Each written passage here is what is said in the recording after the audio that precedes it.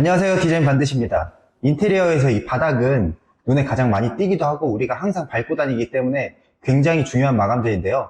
하지만 이 마감재의 종류가 너무 많죠. 마루, 타일, 장판 등등 굉장히 많은 이 바닥재가 있기 때문에 여러분들 선택하기 굉장히 힘드셨을 거예요.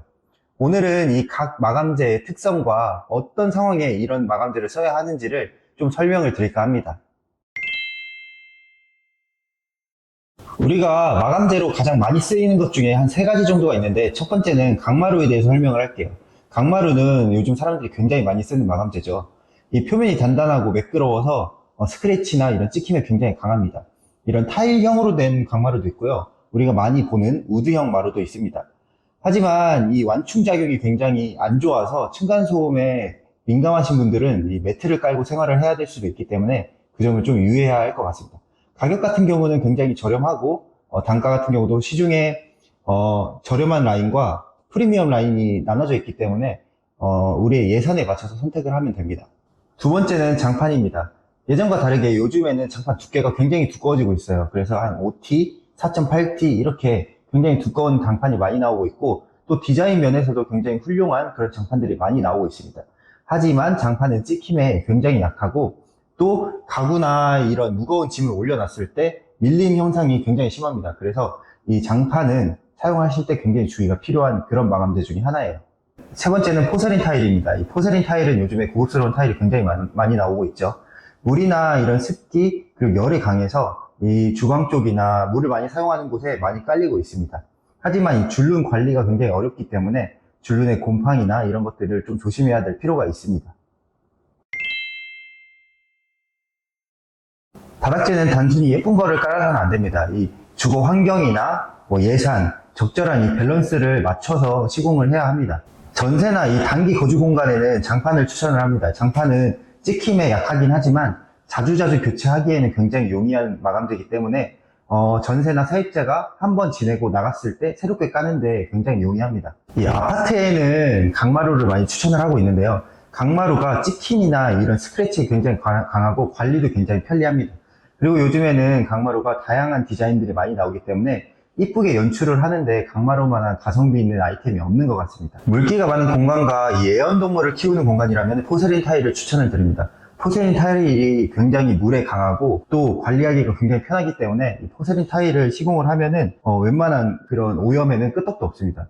그리고 이 애완동물을 키우는 집에 강마루는 미끄럽기 때문에 돌아다니기 힘듭니다. 뛰거나 뭐 할 때 관절에 안 좋다고 해요. 이 포세린 타일은 텍스처가 있기 때문에 강마루보다는 더 낫다고 생각이 들고, 많은 애완동물을 키우는 집에 포세린 타일을 시공을 하고 있습니다.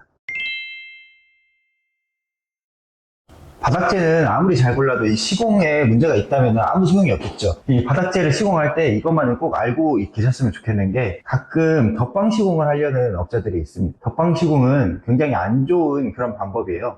빠르게 시공을 할 수 있고 또 값이 굉장히 싸다라는 장점이 있는데요. 하지만 굉장히 안 좋은 시공법 중에 하나입니다. 문 틈이나 이런 문 간격이 굉장히 좁아지기 때문에 문이 안 열릴 수 있는 그런 불상사가 발생을 하고, 또 습한 공간에는 곰팡이가 생길 수가 있어요. 곰팡이가 생기기 시작하면 바닥 전체로 번지기 때문에 덧방 시공은 웬만하면 안 하는 게 좋습니다. 그리고 타일 시공할 때 주의할 점이 줄눈이에요. 줄눈 관리가 굉장히 어렵기 때문에 줄눈을 좀 비싸고 에폭시 계열로 줄눈을 시공을 한다고 하면은 좀 더 오래 관리 편하게 사용을 할 수 있고, 또 바닥 단차가 있는 공간에 타일을 시공을 하게 되면은 타일이 이렇게 삐뚤게 시공이 될 수가 있습니다. 그런 공간들은 사용을 하다 보면 언젠가는 한쪽이 뜨기 때문에 바닥 수평을 잘 잡고 타일을 시공하기를 부탁드리겠습니다. 장판 시공 같은 경우에는 이 폭신폭신한 마감재이기 때문에 무거운 물건이 올라가면 당연히 움푹 패이고 찍히고 합니다.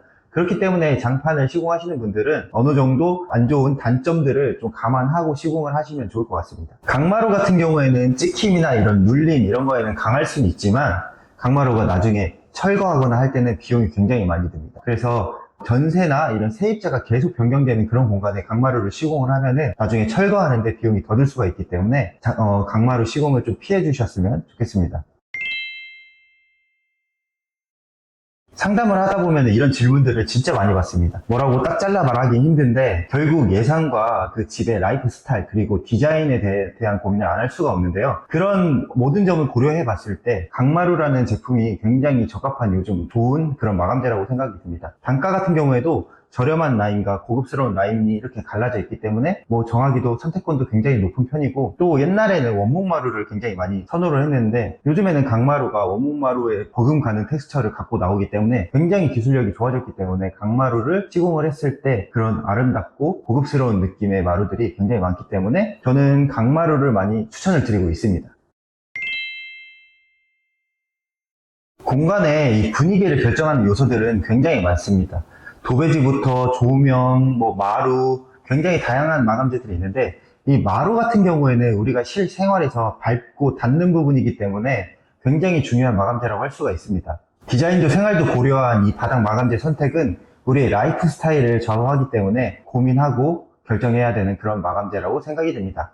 저희 디자인 반듯은 예쁘기만 한 마감재를 권하는 게 아닙니다. 실속 있고 예산에 맞는 합리적인 그런 마감재를 원하신다면 저희 디자인 반듯을 찾아주시기 바랍니다. 지금까지 디자인 반듯이었습니다. 좋아요와 구독 부탁드리겠습니다.